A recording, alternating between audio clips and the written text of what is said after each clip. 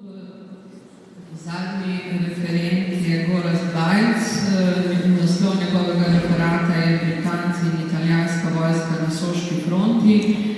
Gorazd Bajc je sodelavec znanstveno-raziskovalnega središča v Kopru in pa tudi Inštituta Nove revije, če govorim pravilno. Doktoriral je leta 2004, ukvarja pa se predvsem z tajnimi službami, zlasti zahodnimi tajnimi službami med drugo svetovno vojno, tudi po njej in po zdaj med prvo. Prosim. Hvala za besedo. Če popravim, nisem več odgovoril.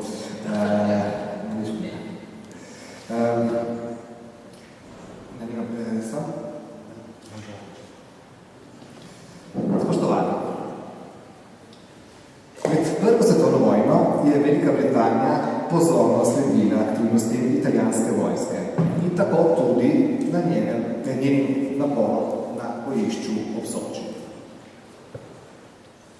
Referat sem pripravil na podlagi britanskih virov, ki jih glede naslovne tematike zgodovinopisje ni ravno veliko uporabilo.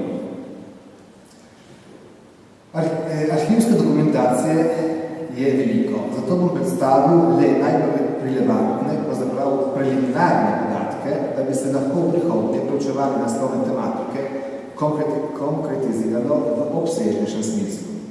Smo že slišali, da bi potrebni kakšni projekti na razne tematike, po mojem mnenju tudi glede tega. Torej, najprej, kdo je pri Britancih podatke zbiral? Bili so to britanski vojaški izvedenci, njihove obveščevalne službe in nekateri predstavniki diplomacije. Nekaj besed torej o teh treh kategorijah oziroma avtorjih virov. Glede diplomatov.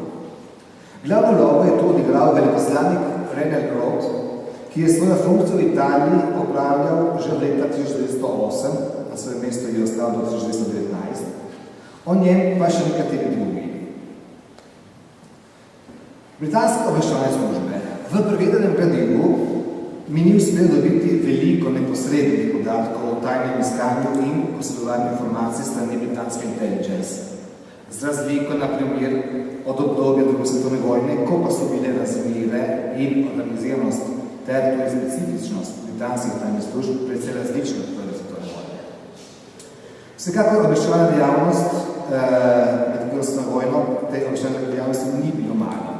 Na primer, od junija 1917 je tako imenovani Intelligence Bureau v okviru Ministrstva za informiranje sproti sestavljal tedenske preglede o Italiji, sicer bolj o političnih razmerah v državi kot pa tistih na frontah. Pa še britanski vojaški izvedenci. V prvi vrsti so to bili vojaški ataše, je to bil vojaški ataše, polkovnik Charles Seymour. Ali pa general Delmer Radcliffe, ki je bil britanski vojaški predstavnik pri italijanski vojski, ter višji oficiri britanske vojske, ki so poveljevali britanskimi enotami v Italiji. Podatke so skušali izgledati samostojno, pri tem pa so se srečevali z težavami, ker ni bilo veliko uradnih informacij na razpolago. To vsaj v začetni fazi vojne oziroma leta 1915, ko se je Italija šele pripravljala na vstop v vojno oziroma ko je skoraj leto po pričetku vojne aktivno stopila v vojno vihro. Po vstopu v vojno je italijanska vojska pričela posedovati precej podatkov, ne pa vse. Lahko rečemo, da je britanskim vojaškim izvedencem vendarle uspelo pridobiti samostojne vire informacij in po vsej verjetnosti so tu svojo vlogo odigrale tudi tajne službe. V kategorijo vojaških izvedencev pa moramo nazadnje omeniti tudi posamezne vojake oziroma oficirje, ki so določen čas služili na italijanskih bojiščih. Njihova pričevanja večinoma potrjujejo podatke, ki so jih drugi predstavniki Velike Britanije posedovali. Je pa bilo zanje seveda značilno, da je bil njihov pogled ožji. V zameno nam nudijo druge zanimive podatke, predvsem o razmerah na terenu in o odnosih med vojaki. Zbrane informacije se v kvantitativnem in kvalitativnem smislu so se povečali po porazu italijanske vojske oktobra in novembra 17 v 12. soški bitki pri Kobarinu.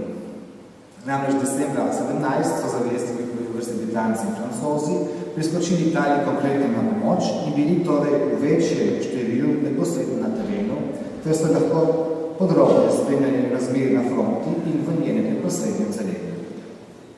Nekateri so sicer bili na fronti na italijanskem bojišču že prej. Podatke o vojnih razmerah je torej britanskim predstavnikom vsaj v prvi fazi vojne posedovala italijanska vojska. Na začetku boju za Italijo, od konca maja 1915 dalje, je tako veleposlanik v rodu sproti tedensko italijanska vojska posedovala veliko podatkov, tako imenovani Diary of War. Rod je na podlagi leteh nekaj mesecev redno sestavljal poročila. Ta poročila o frontah so zanimiva, saj vsebujejo veliko podatkov, ki bi lahko bili koristni za podrobnejše analize prvih vojaških operacij, med drugim tudi ob Soči. Nekaj posameznih podatkov je Rod tudi sam uspel dobiti in jih dodal poročilom in so po svoje pomenili. Na primeru poročilu številka 5 z 1. julija 15 je navedeno, da je 26. junija avstrijska podmornica potopila neko italijansko ladjo pri Benetkah. Tega podatka pa tedajni italijanski viri niso vsebovali. Lahko le ugibamo, a verjetno je, da so italijanske vojaške sile želeli Britanci prikriti določene izgube oziroma neuspehe.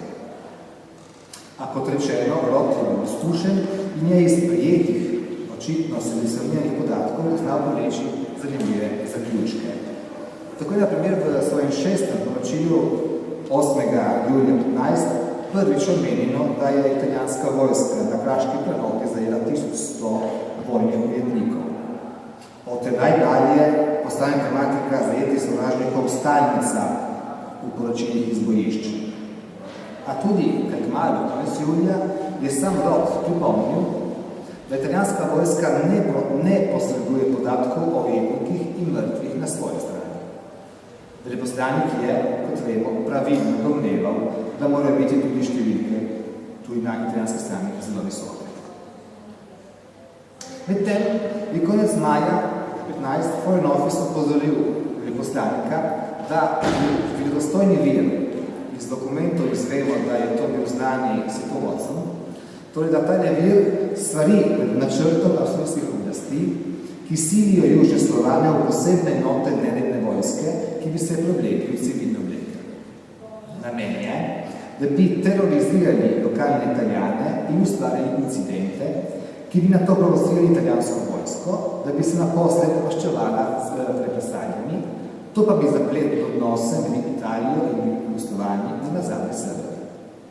Naj zato Rod obvesti italijansko vlado, če nič na tekočem o tej nevarnosti. Poskus naj bi se pričel v februarju 15. Tedaj pa so Avstrijci doživeli popoln fiasko, saj se Slovenci Hrvati niso želeli vmešati in so bili tedaj pripravljeni sprejeti Italijane kot osvoboditelje, ter so zato na lokalnem sodelovali z njimi. Italijani so se tedaj tudi v teh dokumentih postavili kot edini, ki bodo lahko južne Slovane ščitili. Na delu torej agenti provokatorji. O tem beremo tudi v 4. rodovem poročilju z dne 20. junija 15, da je bila pač italijanska vlada opozorjena, da bi na zasednem območju Goriške lahko doživela določene težave strani slovanskega prebivalstva in da je celo nek uradni italijanski komunike opozarjal, da je Avstro-Ogrska ob umiku pustili na terenu nekatere vojake, ki so se prevlekli v civiliste, da bi na to povzročili incidente. Nekatere so tudi aretirali in pri njih dobili večjo vsoto denarja. Z drugimi besedami, neke vrste stebliha in formalizacija artenita. Namen Avstrijcev je bil sprovocirati represalije, ki bi imeli posledico, da bi prebivalstvo po slovanskih naseh izgubilo naklonjenost italijanske vojske. Italijanska poročila so sicer tedaj tudi govorila o tem, da so prebivalci iskreno sprejeli italijanske vojake. Taka italijanska poročila dobimo do polovice avgusta leta 15. Potem jih je pričel sestavljati vojaške ataše in sicer podrobno mesečna poročila in, kot je sam Rod zapisal, z neposrednim zbiranjem podatkov. Iz njih je razvidno, da so podrobnejša in da jih je pisal izvedenec za vojaška vprašanja, v njih pa na primer dobimo natančne podatke o bojih, števil mrtvih, ujetnikih in tako dalje. A gremo dalje. Poglejmo si vsaj nekatere značilnosti italijanskega bojišča na Soški fronti v luči britanskih virov, oziroma tudi malo širše tematike. Že v obdobju priprave na vojno Zveze za Italijo, na primer na začetku marca leta 15, italijanska diplomacija dala vedeti britanski, da bo že čez en mesec imela pripravljeno armado 1.800.000 vojakov in da je interes Italije, da tako številne vojske dolgo časa ne pusti brez aktivnosti. Vedno marca se je mobilizacija kazala na obzorju, je poročal britanski konzul iz Miljana, in podobna druga poročila o poteku drugih priprav na vojno. Na primer, da je Rdeči križ pripravil 120.000 ležišč, da je 600.000 vojakov že namenjeni pri reki Triment, južno Vidma, najpomembnejše umetnine pa so tudi pričeli skrbno skladiščiti. V resnici pri visoke številke glede realne moči italijanske vojske, kot je razvidno iz podatkov, ki jih je aprila zbral britanski vojaški ataše. Vojakov je 700.000 zapisal, drugi, da so rezervisti ali pripadniki milic in podobno. Dodal pa je tudi nekaj konkretnih podatkov o oborožitvi. Topništvo so Italijani glede ognjene moči modernizirali, je pa številno topništvo bolj skromno. Naročili so sicer nove topove, a ne ve se, kdaj bodo nared. Oskrba z brzostrelkami ni adekvatna. Razmere glede zdravstva niso zadovoljive. Kaže pa, da se Italija želi sodelovati v pomorskih bitkah, verjetno na obalni Dalmaciji. Železniški promet je pomanjkljiv, kajti 3 najpomembnejše proge bodo težko branili, tako da bodo morali Italijani porabiti veliko svoje vojske za njihovo obrambo. Določene države torej. A Britanci seveda je zanimala moč sovražnika, se pravi Avstro-Ogrske vojske. Ni število se je stalno večalo. Dokler ni poleti leta 15, general Cadorna, se pravi vodja italijanske vojske, menil, da bi bilo dobro, če bi zavezniki istočasno in iz več krajev napadli monarhijo. Bil je namreč prepričan, da bi lahko imel v kratkem na razpolago vse razpoložljive sile italijanske vojske. Že konec junija 15 je bilo na to strani italijanske vojske rečeno, da so Avstrijci premaknili skoraj vse svoje čete na frontu z Italijo, zato pa naj bi morali, po mnenju italijanske strani, Srbi napasti Avstrijce.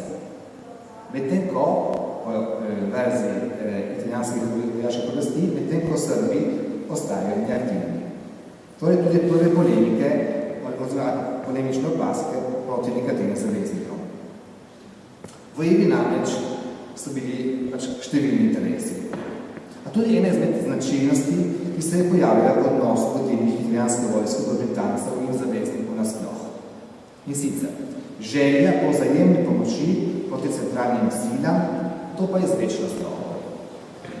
Italija se je namreč takoj znašla v težavah, med drugim zaradi previsokih stroškov, zato je potrebovala finančno pomoč Britancev in tudi Američanov. Po drugi strani pa težave Italije zaradi vojaške nezmožnosti premagati Avstro-Ogrsko, med drugim tudi na Soški front. In sami Italijani so morali priznati Britancem, da ni imelo tu dovolj moči.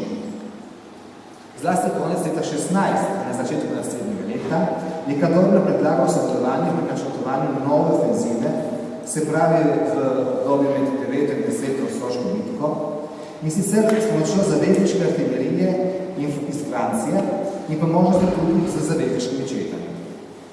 Cadorna je pač poznal, da italijanska vojska nima dovolj močnega topništva in dovolj vojakov. Želel je, da bi prišlo do odločilnega napada po celi fronti in Banjškem frontu do morja s ciljem, da bi dosegli Julijske Alpe. Prosil je torej 300 topov, vsaj 300 topov velikega in srednjega kalibra in 8 pehotnih divizij. Po njegovem bi ofenzivo bi lahko izvedli okoli 15. marca, okrepitev pa je pričakoval po 15. februarja. Medtem pa so se Britanci in Francozi drugače zmenili. Dosegli so namreč zelo pomemben dogovor, da se bodo skupno Britanci in Francozi bojevali v Franciji. Zato je bilo nemogoče tedaj priskočiti Italijanom na pomoč. Britanci in Francozi so se odločili, da bi pomoč na območju Grasa omejili le na vojaške svetovalce.